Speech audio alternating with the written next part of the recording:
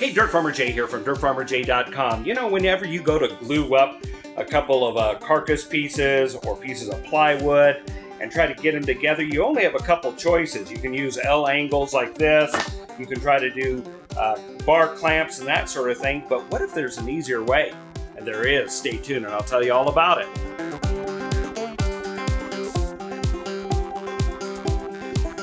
Hey, DirtFarmerJay here from DirtFarmerJay.com. Recently, we found a product that Rockler put out for this task right here of taking two panels, and let's suppose that you're going to glue up four sides of a carcass for a cabinet. Well, you got a couple choices. You can try to use L angles, these kind of clamps, parallel clamps, hold things together temporarily until you get it all together. Perhaps call in some favors, like I have to call Dirt Farmer Maggie to come out and help hold things together here while I clamp it. But Rockler's come out with a great little device that really speeds this up, gives you an extra set of hands. Let me show you what it is. It's called the Clampett System. Here goes. All right, the product that we have found that we really like is Rockler's Clampett Corner Clamping Jig. Now, this is actually a series of tools that allow you to configure them in different ways. To do what we like to do, we go ahead and get the Clampett Corner Clamping Jig along with an assembly square. And when you put those two together, what you get is the device that you see right here. Now, I have a little mock-up right here where I've actually put two corners together here of this melamine board.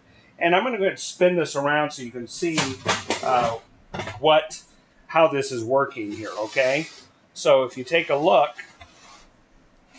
there's the jigs right there. Now, there's something I want you to notice right away, that the height of one of these right here, that thickness right there, is exactly 3/4 inch, meaning that standard 1x material, 3/4 inch material, can be used to hold up the other end. So if you have a long carcass here that you're going to have two ends out here and you've only got a couple of these clamps, or you're just starting with one, you could hold up the other adjacent pieces of the other end of the panel with a standard piece of 1x and just square up the corner. Now, on here, what we're doing, let's take a look here what's happening. I'm going to have you come right over here, and I'll show you right there what we're going to do. We're going to go ahead and set this one up too. So I'm just simply going to be putting this piece here, and I'll clamp it from the outside here, and then we'll come around the inside and you can see what it's doing. Again, you have a 90-degree clamp here. You loosely set these in. As you can see, they widen out significantly to about 1 inch. So we're going to go ahead and just take the panel, set it in, and then if you look right here at this corner, you're going to see that what I'm doing is going to move this clamp up till it's roughly where I want it on the bottom corner. I'll go ahead and around the side, I'm just clamping this right here to get it in position. And then when this is flush and it's nice flush top and bottom, I'm going to go ahead and do the same thing right here. And as you can see, there's a little bit of movement there. I wouldn't worry about that because now what I'm going to do here is simply loosen the other one around the corner and I'm going to move it forward. There you go. And when I do, I've got a nice tight corner there.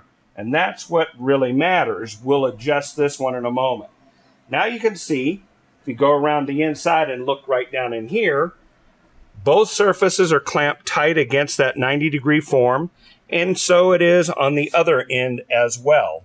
So now we've got three sides of this. If I add a couple more and continue around, I'm going to end up with all four corners ready to do whatever the next step is. If you're drilling, or let's suppose you're assembling something you biscuit jointed or dowel pinned, or maybe you're using conformat screws where you need to drill in. I've done that where I do it right on the fly as we go. We clamp it all up, mark the holes, drill it, spread it apart a little bit, put some what I call roux glue, which is great for this kind of material in here. I don't call it roux glue. That's actually a brand name, and you should look it up if you're using this kind of material. And then you can actually glue it all together. Now, there's another device here that you need to be aware of. Another part of the system of the Clampett suite of tools are these corner clips. Now, they come in 3/4 inch, like what you see right here, or 1/2 inch. So we have 3/4 inch material here. And remember I said you don't need to really worry about this too much. Well, what I'm going to do now, that if I had all 4 clamped around, and again, remember I can prop up a corner with a piece of stock over there. All I'm going to do is push these clips onto the corners like that. And then I can adjust whatever way I want, just a little bit here and there. And if you come around here and look here, look how beautiful that is. Now I need to point something out also. Because these clips are set up this way, where they're open on this side, notice that if this piece continued through, that clip would still work. That T-joint would work just fine. And then I'm, of course, just going to throw one on the other side there, and you end up with all 4 of these clips here. Now, how much should you expect to pay for these? Well, for each corner, which includes a corner block, by the time you get, the corner blocks come in sets of 4, but 1/4 of the purchase price, this plus the jig plus the assembly square, that's about $50. So if you bought 4 of them, you've got $200 invested in this. For a small shop, a one-person shop, or just where you have occasional help, this is a real helper, and it really bumps up the accuracy. However, in all fairness, you're starting to bump up against some sets of parallel clamps, so you need to make the decision on what type of work you do the most and whether the investment is worth it. In the comment, or excuse me, in the description section below, you'll see links to Rockler for each of these different products. The corner clip here, the jig itself, and the assembly square.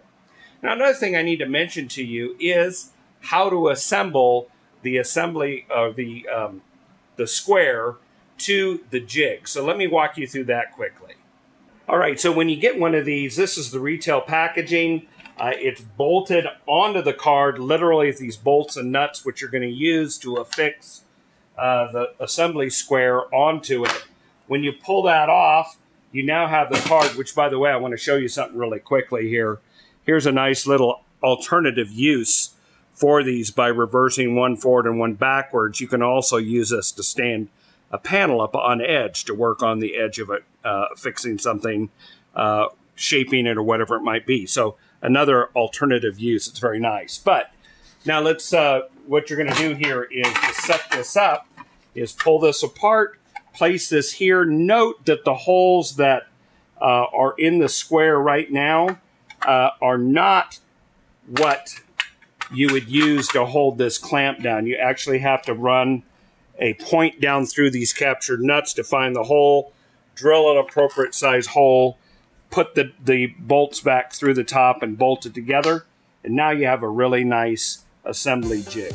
Well, thanks for watching today. If you found this video to be helpful, won't you like it? And better yet, subscribe to our channel. When you do, ring the bell. That way you'll be notified approximately every Friday of another great video on the home, the shop, the kitchen, the yardscape, and just great living, hands-on living. And while you're at it, check out our website at DirtFarmerJay.com. Check out all the great blogs, articles there, and watch for our merch that's coming soon. Until the next time, this is Dirt Farmer Jay with DirtFarmerJay.com.